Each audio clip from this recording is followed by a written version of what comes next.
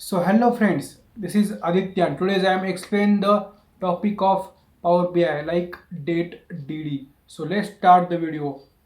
So DATEDD is a DAX function used for calculate the difference between two dates, specific for day, quarter, month-wise difference calculated by DATEDD.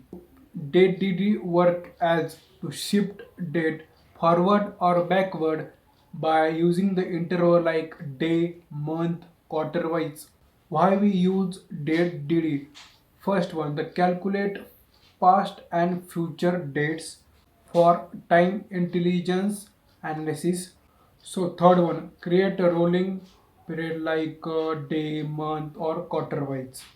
Why we use DATEDD?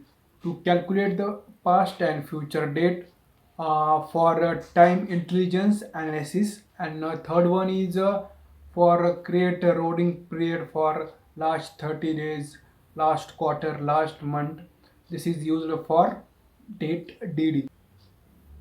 DATEDD is also used in self forecasting and business analysis. So DATEDD is also used in sales forecasting and business trend analysis. In the DATEDD, we can use some type of interval like day, month, week, or quarter. So this type of we can calculate the DATEDD. So advantages of DATEDD: help in calculate dynamic date calculation.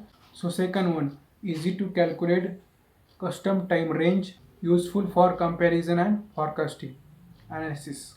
Easy to calculate custom time range, and third one is useful for comparison and forecasting analysis. So disadvantages of DATEDD: we can arrange the large data set, so our performance can slow down, need a valid date column, and wrong uses give you wrong result in reports. So steps for creating DATEDD: open Power BI, go to modeling, create a measure or column, and write DATEDD formula for your reports, and go to visual and reports, so you can use DATEDD with reports and visuals.